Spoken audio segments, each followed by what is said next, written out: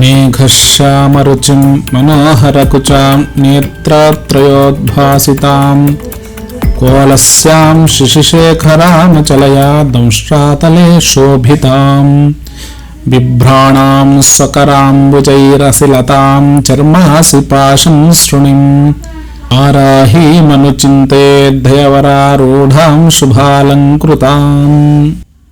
శ్రీమాత్రే నమః. భారతీయ సనాతన ధర్మంలో ఎన్నో ఉపాసనలు, ఎన్నో దైవ మార్గాలు, ఎన్నో భక్తి మార్గాలు ఉన్నాయి. నమాత పరదైవతమనే పురాణోక్తిని అనుసరించి తల్లిదండ్రులను మించిన దైవం ఈ సృష్టిలో ఇంకోటి లేదు అని చెప్పేసి మన పురాణాలు చెప్తున్నాయి. అలాంటిది జగన్మాత స్వరూపాలలో మహోత్కృష్టమైన స్వరూపాలు చాలా ఉన్నాయి. అందులోనూ లలితా స్వరూపం అనేది అత్యంత శక్తివంతమైన స్వరూపము. అలాగే పురాణాలలోనే మొట్టమొదటి పురాణమైనటువంటి బ్రహ్మాండ పురాణాంతర్గతంగా చెప్పినటువంటి అద్భుతమైనటువంటి శ్రీ లలితా సహస్రనామములు, అలాగే లలితోపాఖ్యానము చాలా మహోత్కృష్టమైనవి. ఎందుకంటే మొట్టమొదటి పురాణం బ్రహ్మాండ పురాణం. అందులో విశేషంగా అమ్మవారి గురించే చెప్పబడింది. ఎందుకంటే తల్లిని మించిన దైవం లేదు. అలాంటి లలితాపరా భట్టారిక, ఆమె పరివారాలలో ముఖ్యమైనటువంటి మంత్రినీ దేవత రాజశ్యామలాదేవి, దండినీ దేవత సాక్షాత్తు శ్రీ వారాహీదేవి. మంత్రిని అంటే మంత్రాంగాన్ని నిర్వహించేది. అందుకే ఆ శ్యామలాదేవి విద్యాశ్యామల, వీణాశ్యామల అని అనేక రకాలుగా అమ్మవారును పిలవడం జరుగుతుంది. వారాహిలో కూడా చాలా విశేషమైనటువంటి స్వరూపాలు ఉన్నాయి. అందులో ఈ వారాహీదేవి అనుష్ఠానం అనేది ఇంకా మహోత్కృష్టమైనది. అయితే ఇప్పుడు మనం ఒక వారాహీదేవి గురించి తెలుసుకునే ముందు కొన్ని ప్రశ్నలు మనల్ని మనం అడుగుదాం. మొట్టమొదటి ప్రశ్న, వారాహీదేవి ఎవరు? ఇందాక చెప్పాను కదా, సాక్షాత్తు జగన్మాత యొక్క దండినీ దేవత. ఇదొకటేనా? వారాహీదేవి చరిత్ర ఎక్కడెక్కడ మనకు కనబడుతుంది? ఎలా ఆవిర్భవించింది? ఎందుకు ఈమె ఇంత శక్తివంతమైనటువంటి దేవతగా పరిగణింపబడుతుంది? అలాగే ప్రస్తుతం ఈ ఉపాసన మనం చేయొచ్చా? మరి కాశీక్షేత్రంలో వారాహీదేవి దేవాలయం ఎందుకు మూసి ఉంచుతారు? ఈ వారాహీదేవి స్వరూపం ఎటువంటిది? ఈ వారాహీదేవి యొక్క శక్తి ఎటువంటిది? అసలు ఈమె ఏం చేసింది? ఈమె తత్వం ఏమిటి? ఇలా ఒక్క ప్రశ్న కాదు, వందలాది ప్రశ్నలు ఒక ఉపాసనలో మొట్టమొదట సాధకుడికి కలుగుతాయి. మరి ఇలాంటి జగన్మాత స్వరూపాన్ని మనం కొలవాలి అంటే ఎంతో మహోత్కృష్టమైన స్థితి మనకు కూడా ఉండాలి. అయితే ఈ మధ్య చాలామంది ఛానళ్ళలో అందరూ చేసేయచ్చండి అని చెప్తున్నారు, అందరూ చేయకూడదండి అని కొందరు చెప్తున్నారు. ఈ రెండు మార్గాలలో ఏ మార్గం మంచిది అనేది మనం ఎంచుకోవాలి. ఎందుకు అంటే మన యొక్క స్థితిగతులు మనకే తెలుస్తాయి. మనము దేవతారాధనకు ఉపయుక్తులమా కాదా? అసలు మనం ఎందుకు చేయాలి ఈ దేవతారాధన అని మనది మనం ప్రశ్నించుకోవాలి. మొట్టమొదట కామ్యానికి దేవతారాధన మనుషులకు అలవాటుగా మారిపోయింది. నా కోరిక నేను తీర్చుకోవడానికి నేను అమ్మవారిని ఉపాసిస్తాను, పూజిస్తాను, ఆ కోరిక తీరగానే మర్చిపోతాను. అసలు ఉపాసన, దేవతారాధన మన పూర్వీకుల నుంచి వచ్చిన సాంప్రదాయాలు, వాటి ఆలంబనము, ఇవన్నీ కూడా మనిషి ఏం చేస్తున్నాడు అంటే తన యొక్క వ్యక్తిగత జీవితానికి, తన యొక్క కామ్యానికి, తను చేసే తప్పులను కప్పిపుచ్చుకోవడానికి ఆలంబనగా పెట్టుకుంటున్నాడు. వాటికి అడ్డుగా పెట్టుకొని ముందుకు వెళ్తున్నాడు. కాబట్టి మనం ఈ వీడియోలో చాలా విషయాలు తెలుసుకుందాం. అసలు వారాహీదేవి ఎవరు? ఆ వారాహీదేవి యొక్క శక్తి ఎటువంటిది? వారాహీదేవి యొక్క స్వరూపం ఎటువంటిది? అవన్నీ ఈ వీడియోలో మనం తెలుసుకుందాం. అయితే ముఖ్యంగా ఈ లలితా సహస్రనామాలలో అయితే అమ్మవారి యొక్క దివ్యమైనటువంటి స్వరూపం చెప్పబడింది.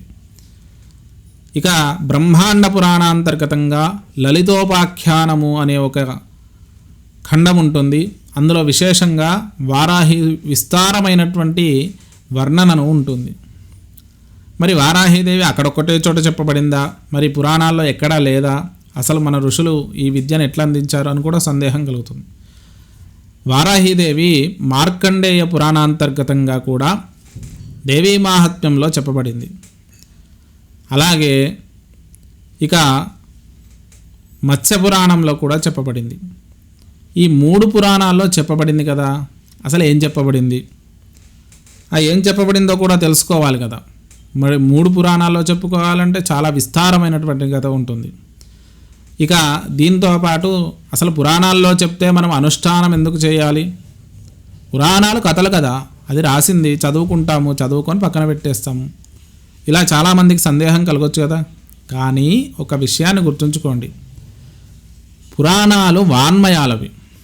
అంటే మనిషి యొక్క జీవన విధానానికి అవసరమైనటువంటి సర్వ విధమైనటువంటి ప్రేరణలు అందులో ఉన్నాయి. ఒక రామాయణం తీసుకుంటే ధర్మం చెప్తాడు, భాగవతం తీసుకుంటే భక్తిని, భగవంతుడి గురించి మనం ఏం చేయాలో అనే విషయాలను చెప్తుంది. ఒక మహాభారతం చేసుకుంటే ఏ తప్పులు మనం జీవితంలో చేయకూడదో చెప్తుంది. అష్టాదశ పురాణాలు కూడా ఒక్కో పురాణానికి ఒక్కొక్క విశిష్టత ఉంది. మరి ఈ పురాణాంతర్గతమైన విషయాలు ఏమిటి అనేది మనం తెలుసుకోవాలి. అసలు ఈ వారాహీదేవి గురించి పురాణాలే చెప్తున్నాయా? ఇందులో తాంత్రిక గ్రంథాలు కొన్ని ఉన్నాయి. రుద్రయామల తంత్రము, మేరుతంత్రము ఇలాంటి గ్రంథాలలో అమ్మవారి ఉపాసనా విధానాలలో ఈ వారాహీదేవి గురించి, వారాహీదేవిని అనుష్ఠించే విధానాల గురించి కూడా మనకు చెప్పబడుతుంది. ఇది గురు పరంపరగా గురు శిష్య సంబంధంతో ఉత్పన్నమైనటువంటి విద్యలలో వారాహి విద్య ముఖ్యమైనది. అలాగే లలితా విద్యతో పాటు వారాహి విద్యకు, మాతంగి విద్యకు కూడా విశిష్టత చెప్పబడింది. ఈ రుద్రయామలాది గ్రంథాలతో పాటు ఇంకా అనేక విస్తార గ్రంథాలు మనకు లభ్యమవుతున్నాయి. అయితే అందరము చేయొచ్చా చేయకూడదా అనేది వచ్చే వీడియోల్లో చూద్దాం. ఎందుకంటే మీరు అమ్మవారి వైపుకు అడుగులు వేయాలా వద్దా అనేది మీరు నిర్ణయించుకోవాలి. టీవీలో నేను కనిపించి చెప్పేస్తే మీరు నిర్ణయించుకొని పూజలు చేయడం తప్పు. పోనీ నేను చేయొద్దని చెప్పేస్తే చేసే పూజ మానేయడం కూడా తప్పే. ఏం చేయాలి అనేది ఇందులో మనం తెలుసుకుంటూ ముందుకు వెళ్దాం. అలాగే ఒక మనిషి ఎంత కష్టపడితే అంత ఫలితం వస్తుంది. దానికంటే ముందు ఎంత ధర్మ మార్గంలో నువ్వు నడుస్తే అంత మంచి ఫలితం వస్తుంది. అందుకే మొదట కష్టాలు రావచ్చు, తర్వాత అద్భుతమైనటువంటి సుఖాలు కలుగుతాయి. దానికి ఉదాహరణ భాగవతంలో మనకు క్షీరసాగర మదనం. మొట్టమొదట అనేక రకాల వస్తువులు వచ్చాయి. గుర్రం అచ్చైశ్వం వచ్చింది, తర్వాత చంద్రుడు వచ్చాడు, లక్ష్మీదేవి వచ్చింది, హాలాహలం కూడా వచ్చింది. హాలాహలాన్ని ధరించాడు కాబట్టే ఈశ్వరుడు గరళకంఠుడయ్యాడు. గరళకంఠుడయ్యాడు కాబట్టే నీలకంఠుడిగా ఈ రోజుకు మనతో పూజలు, మనందరికీ కూడా లక్ష్మీనాథుడుగా, అలాగే ఆ మహావిష్ణువు ఆరాధ్యుడయ్యాడు.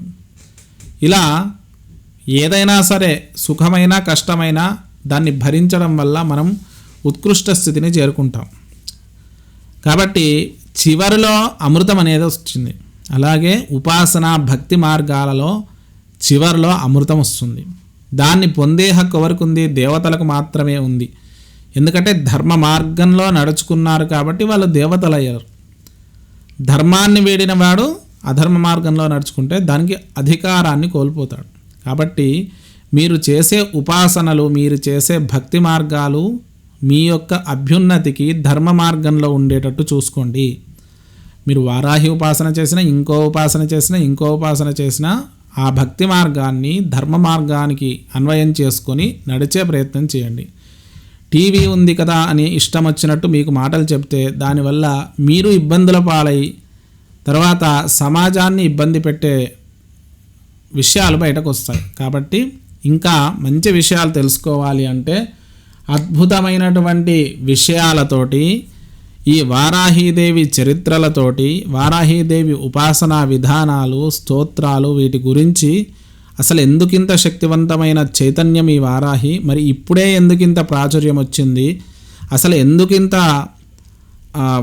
మనుషులలో ఇటువంటి మార్పు ఇటువైపు అడుగులు వేపిస్తుంది, ఇంతకంటే మించి మార్గాలు వేరే లేవా, ఉంటే అవేంటివి, వాటన్నిటి గురించి వచ్చే వీడియోల్లో అద్భుతంగా విశ్లేషించుకుంటూ ఒక 2-3 వీడియోలలో అమ్మవారి గురించి వారాహి అద్భుతమైనటువంటి ఉపాసన అనే విధానంతో మనం తెలుసుకొని దానికి ముందడుగు వేద్దాం.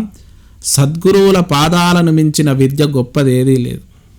అందుకే భారతీయ సనాతన ధర్మానికి గురు శిష్య పరంపర మూలాధారం. లక్షల సంవత్సరాల నుంచి వేదాన్ని రక్షిస్తూ గురు శిష్య పరంపరగా వేద రక్షణ ఈనాటికి జరుగుతుంది.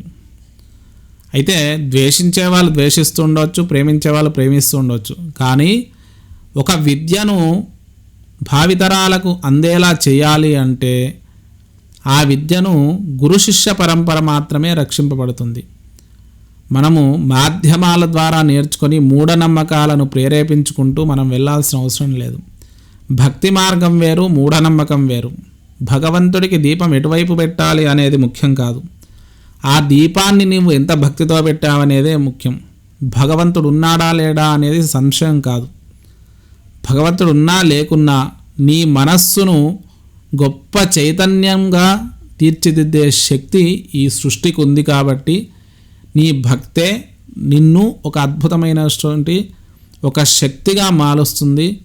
అలాంటి ఉపాసకులు చాలామంది ఉన్నారు. వాళ్ళ గురించి కూడా అమ్మవారి ఉపాసన చేసి ఉత్కృష్టమైన స్థితిని చేరుకున్న వారి చరిత్రలు కూడా మీకు చెప్తాను ఇందులో. ఈ వీడియోలు మిస్ అయితే మీ జీవితంలో చాలా మిస్ అయిపోయినట్టే. ఏంటి పెద్ద అంత గొప్పగా చెప్తున్నాడు అని అనుకోకండి. ఎందుకంటే శాక్తేయ సాంప్రదాయంలో 9 తరాలుగా మా కుటుంబము ఉంది. కాబట్టి ఏదో నాకు తెలిసిన విషయాలు, నాకు తెలియని విషయాలు మా గురువు గారులు ఉన్నారు, వాళ్ళను కూడా అడుగుతాను. ఎందుకంటే ఇది గొప్ప విషయం, గొప్ప విషయాలను మనం విశదీకరించి తెలుసుకోవాలి. కాబట్టి మీరు అమ్మవారి వారాహిదేవి గురించి తెలుసుకోవాలి అంటే వచ్చే వీడియోను తప్పకుండా చూడండి.